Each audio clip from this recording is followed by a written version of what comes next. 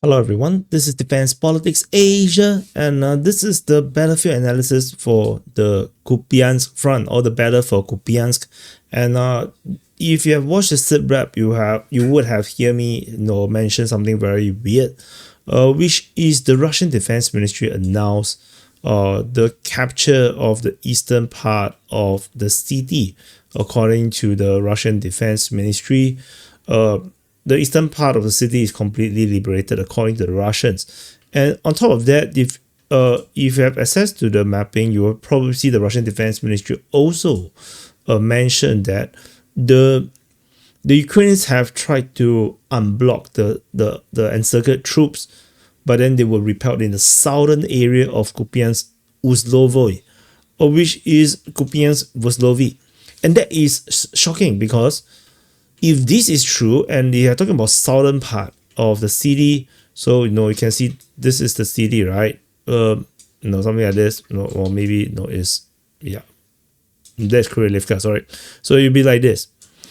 I would say southern part is here, right? I think you would agree this is south, which means the Ukrainian forces, maybe there's some Ukrainian forces around here, and the Russians have actually arrived around at Kupyansk-Vozlovyi, which means the Russian attack from Kurylivka has been successful, without us realizing, and the Russians may have already punched through into Kupyansk-Vozlovyi, and the Ukrainians may be still trying to fight in this region, but they're kind of like stuck.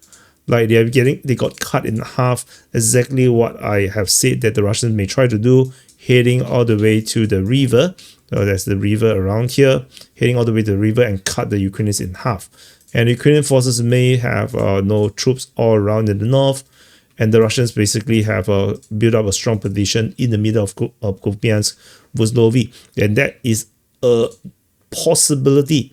And the thing is that even in the south of Kupyansk-Vozlovyi, the Ukrainians are actually still having some kind of operational encirclement, because there is no crossing over to this side of the river. So I would change the mapping to a different map, so you probably might see better. Let's see. Maybe this is terrible. Okay, this map. As you can see, there's this Oski River here. This river looks, of course, a bit thick, but then it's definitely a bit more shallow than this. You probably can see, from this, that maybe there's flood zones. But the thing is, the Ukrainians actually don't have a crossing around here. As you can see, there is actually no bridge, and the other bridge is actually here. This is a railway bridge of Osinovo. This is already destroyed. There's another bridge along in the west of Kupyansk-Vozlovyi, and this is also taken and destroyed as well. The Russians probably is already here. And this is the kind of a conundrum situation. The Russians pushing in, Ukrainians were trying to counterattack, but then they themselves is actually trapped. And then there's another force allegedly trapped. And the Russians claim that they have captured, the eastern half of Kupyansk city. And so now the situation is looking really, really bizarre. Like we can't really tell the real situation right now because of the lack of information.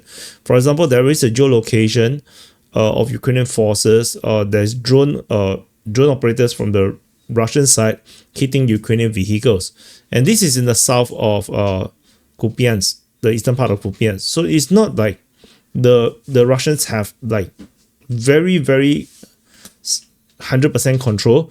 I got a feeling that as per during the SIBRAP, I did mention that the Russians may have only captured up to this point. Maybe something like this, maybe this area. So the Russians may have taken this position, like previously they were here.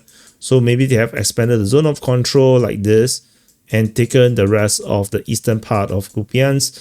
This area here, this is part of Kurylivka. This is Kurylivka. And then in the southern part, maybe this is Podoli. So this southern part here, it can be anything. I don't even know. And this is where the strike, the FPV drone strike was reported. So that is, this might be what the Russian Defense Ministry means by the eastern part of Kupyansk has fallen. But the thing is, the western part of Kupiansk has also largely been is under Russian control, so that made it like, you know, isn't that whole of Kupiansk captured in that sense. So very, very bizarre situation right now. So, and yeah, the rest of this northern eastern half, northeastern sector is a big enigma. We do not know what is happening. We can only guess that the Russians have taken this based on their claims, and then Ukrainians are definitely here. They are at Petropavlovka. We have fighting still being reported here. Kucherevka is a question mark, and we do not know how far where the Russians or the Ukrainians are now, you know, battling at. We have no idea. So there is this part settled. As just now as mentioned, the Russians may have entered into Kupyansk-Vozlovyi and cut it in half. And over on the western part of the Kupyansk, there is no more counterattack being reported. It looks like the Ukrainians may have given up. Previously, there was fighting reported in the Osinovo region as they hit northward.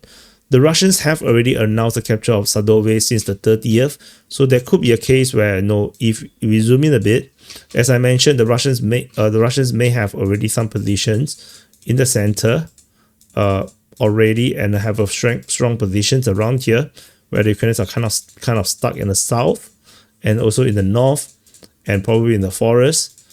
The Russians' claim of capture of Sadove might also means that the Russians have some of this forest position. They are currently defending this forest position.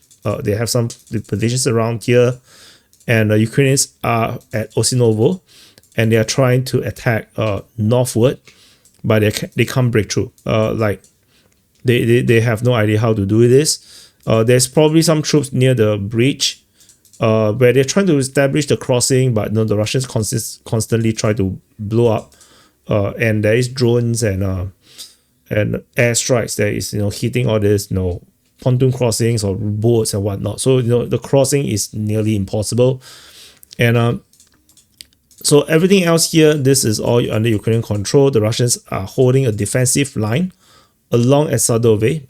So this is the line that the Russians are holding to prevent the Ukrainians from going northward, and they are stuck here.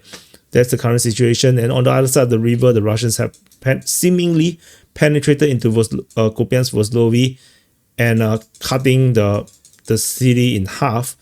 And the Ukrainians have positions south. So we shall see how this goes. But I mean, this is just a speculation of what is currently happening in this sector here. It's very, very, very vague. Everything is under the fog of war. We can only kind of extract out know what might be happening just simply based on a paragraph of report coming from the Russian SIPREP.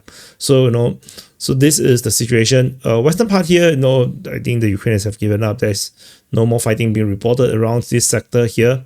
So I mean, this is just a quick update, regarding the battle of Kupyansk or the Kupyansk front in general. So let me know what you think in the comments. This is definitely underreported front line, but I think this is super important to talk about because this is one of the 4 major cities that's currently under a massive attack by the Russian forces. So thank you for watching.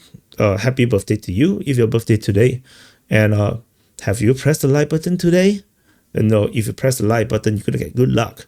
If you didn't press the like button, then maybe you have bad luck, and then it's your fault. And also, press the subscribe button because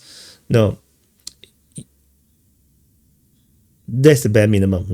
You're not paying money for the video, so just subscribe, and I'll see you guys in the next update.